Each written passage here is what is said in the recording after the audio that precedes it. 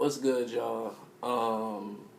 Coming back with an I don't even know what the fuck to call this shit.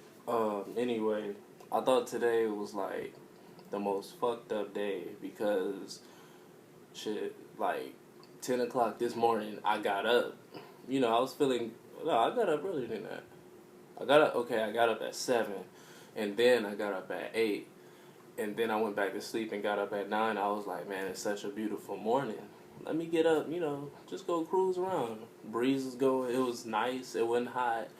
And then like I went to go ride my bike, and I had on some flip flops, so I was cruising down, cruising down the street, whatever.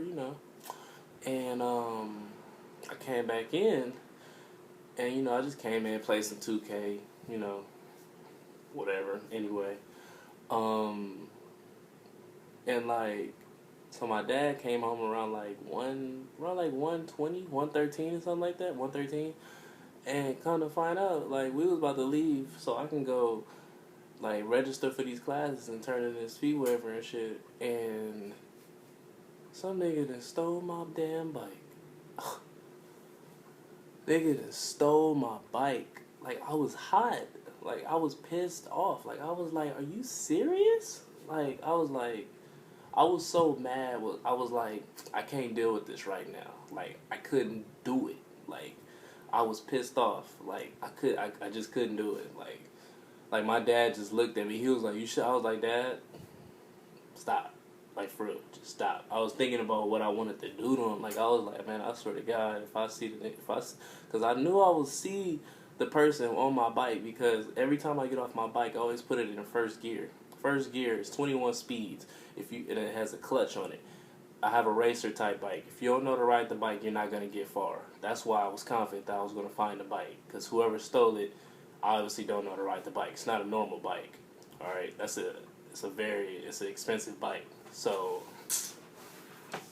I came home from registering for my classes. Well, that didn't go right, so we gotta go back up there tomorrow, I think. But like, I came home and I told my dad, I was like, "Hey man, I'll be right back. I'm going out." So I'm outside. I got the mindset where I'm like, I swear to God, if I see this nigga, I'm gonna fuck him up. Like I was really thinking like that. Like I was like, my heart was beating so fast and so much that my chest was hurting. Like for real, like I was walking down the street rubbing my chest. I was like, "Oh yeah, I like my Wolverine shirt. It's Wolverine. Alright, fuck that." I was really mad, like, cause I was like, damn, like that's my only transportation. That's the only way I go anywhere. Like, go see my grandma, go see my moms, go see my sister, my little anything. If I want to go to the mall, go to the mall or whatever. Oh, I'll be up there in a minute, paddling, like till I get my car. But shit, like man, some randomly took away my bike, and I'm like, what? It didn't sit well with me at all. And like I feel like I don't steal from people, so people shouldn't steal from me. So but so back to the story, I came home like, and I told my dad I'd be right back. So I'm walking down the street, I walk like 18 blocks like that way. That way. I walk 18 blocks going that way. And I was like, all right. Then my dad called me. He told me he had the surveillance tape, and I was like, what? Like, word? You had the surveillance tape? And he was like, yeah. So I was like, okay. And I said, so what you see? Like, what? And they like, they got to do. It's a Mexican dude. I was like, you said it's a Mexican? It's a Mexican guy, really? I didn't know what to say. I was like, wow, okay. So I was like, he sent me the video, and I'm looking at it, and I'm like, wow, there's a fat ass Mexican nigga trying to take my bike. He couldn't, and the thing was, he couldn't ride the bike, and he almost fell off the bike. I will show y'all the video. I'll probably show it to you. I probably won't. I don't feel like it right now. But he tried to ride the bike, but he couldn't, because earlier in the video, I told you that that I have it in the first gear. It's 21 speeds on it, plus a clutch. You need to know how to like pop, ride the bike. You need to know how to ride. Nah, alright. Stop that shit. Anyway, like, so I was like, alright. So something told me to go on the next block. Like, I was like, man, I ain't about to go home because I'm not satisfied. Like, let me look over here. Because I was like, I knew it couldn't have been far. So I went to the next block and I'm looking. I looked over here to the left because it's a bunch of little Mexican restaurants with trash cans and like little bikes back there and stuff. So on the right side of the street, I went back there and guess what I found? Mm-hmm. You damn Skippy. Fucking bike was up against a wall. Okay, I had my lock on there, but he didn't lock the bike. He had a damn hook. He had my own hook, to the gate wrapped around the tires so nobody could take it. And I'm like, I saw my bike. I was like, motherfucker. So I went in there and I was like, my heart was going. And I was like, got my bike, had to raise it up over the little rails. Look at them. Ooh, shit.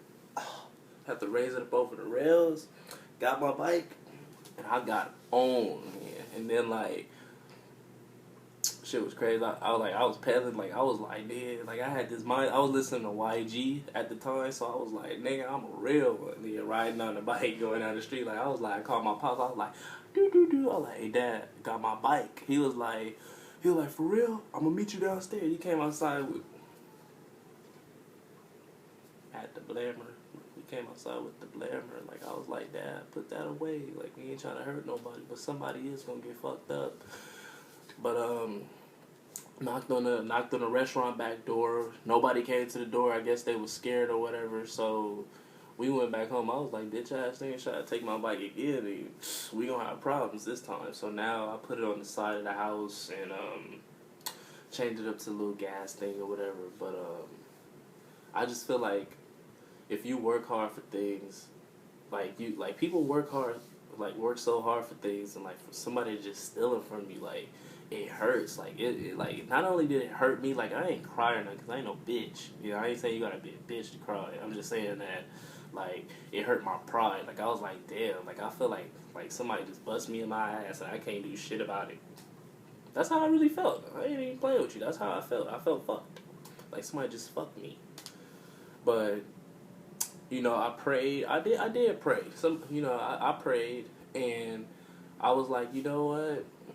Let me just find the bike, Lord. That's all I asked. I asked the Lord. I was like, because at first I was saying, I was like, Lord, let me find this thing so I can beat his ass. I was like, please. But I was like, you know what? Let me be a little more realistic. I was like, Lord, please. I'm sitting here. I took out my earbuds. I was like, please, Lord, let me just find my bike. Just get that to me. I was like, please, just get that to me, Lord. And the Lord blessed me. He blessed me. He told me, he gave me the GPS directions in which way I could find my bike, and I did. And I'm happy. I got my bike back with me. Shoot, God is good, and I ain't got nothing else to say. Shoot, I was happy, man. I was really having a fucked up day. And then I found my bike, and if you strive for something, and you really want to find it, you gonna find it. Trust, it's gonna happen. So that's just how that go. End of the story. Good one. If you liked it, you could a little thumbs up. They changed it. YouTube different now. You could browse and look at different shit. Y'all like my beard? Alright. Well, thank you for listening. I really wanted to get this off my shoulders, my big broad shoulders. I really wanted to get this off my shoulders because it was eating me up. I got my bike back. The Lord blessed me today, and I definitely owe the Lord for that. So thank you, and just thanks for listening.